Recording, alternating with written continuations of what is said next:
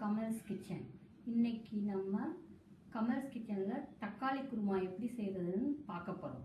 இப்போ தக்காளி குருமாவுக்கு தேவையான பொருட்கள்: சின்ன வெங்காயம் 7-8, தக்காளி பெருசாக பெங்களூர் தக்காளி தான் யூஸ் பண்ணணும். நாட்டு தக்காளி இதுக்கு யூஸ் பண்ண வராது, நல்லா இருக்காது. அதை 3 தக்காளியை நல்லா ஸ்லைஸாக நறுக்கி வச்சுக்கணும். 5-6 கருவேப்பிலை எடுத்து வச்சுக்கணும். அதுக்கப்புறம் அரைக்கிறதுக்கு கொஞ்சம் முந்திரி பருப்பு, 7-8 முந்திரி பருப்பு, 1 டேபிள் ஸ்பூன் பொட்டுக்கடலை, 1/2 ஸ்பூன் கசகசா.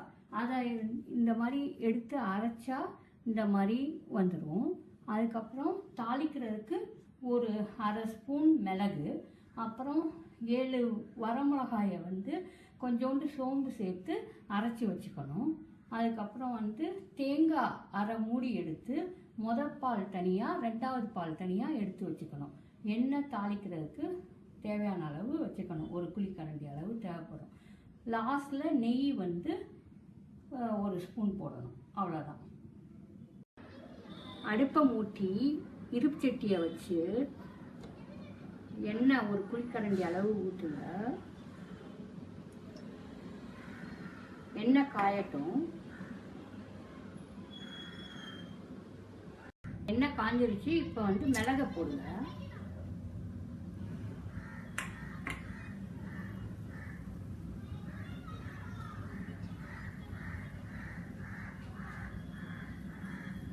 அதுக்கப்புறம் சின்ன வெங்காயம் நறுக்கி வச்சுக்கிறத போடணும்.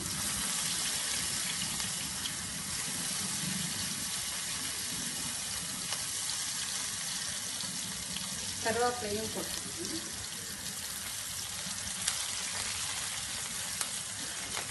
நல்லா வேகட்டும்.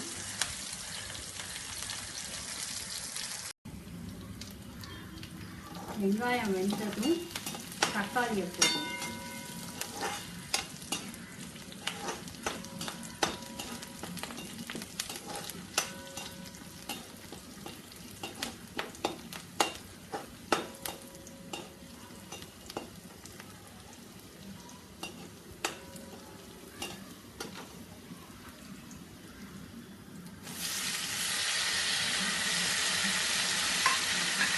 தக்காளியை போட்டதும் கொஞ்சம் உப்பு போட்டால் சீக்கிரமாக வதங்கும்.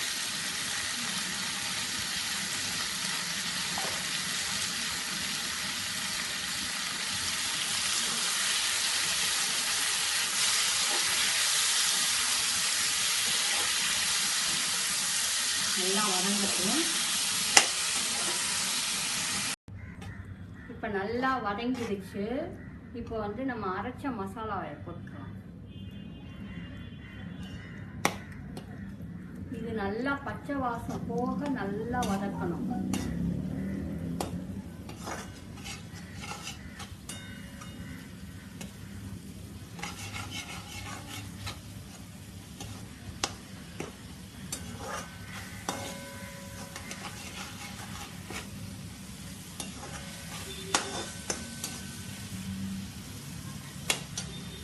கொஞ்ச நேரம் வதங்கட்டும்.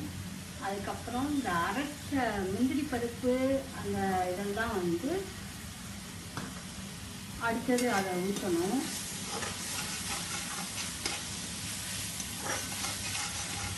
நல்லா வதங்கிடுச்சு, பச்சை வாசம் போயிடுச்சு. இப்போ நம்ம அரைச்ச முந்திரி பருப்பு, பொட்டுக்கடலை, கசகசாவை ஊற்றி இந்த 2வது பாலையும் ஊற்றி கொதிக்க விடுறோம்.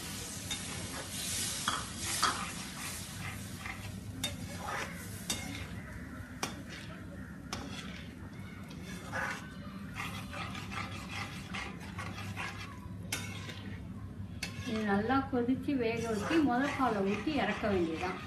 அது இறக்கிறதுக்கு முன்னாடி 1 ஸ்பூன் நெய் போட்டால் நல்லா வாசமாக சூப்பராக இருக்கும். முதல் பால் ஊற்றி இறக்கும்போது அதை கொதிக்க விடக்கூடாது, அது திரிஞ்சு போயிடும்.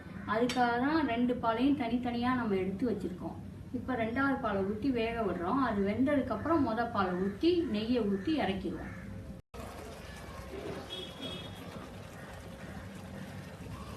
இது நல்லா வெந்துடுச்சு. தக்காளி வெங்காயம் எல்லாம் நல்லா வெந்துடுச்சு. மசாலாவும் பச்சை வாசம்லாம் போயிடுச்சு. இப்போ முதல் பாலை ஊற்றி கொதிக்கிறதுக்கு முன்னாடி நம்ம அடுப்பை ஆஃப் பண்ணிட்டு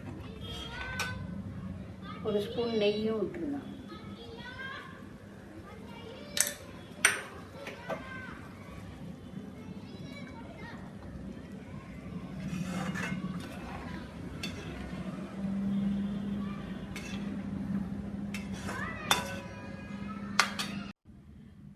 குருமா ரெடி ஆயிடுச்சு, சர்வ் பண்ணலாம். இந்த குருமா வந்து இடியப்பன், குழிப்பணியாரம், இட்லி, தோசை எல்லாத்தோடையும் காம்பினேஷன் நல்லாயிருக்கும். நம்ம அடுத்த வாரம் குழிப்பணியாரம் எப்படி செய்கிறதுன்னு பார்ப்போம்.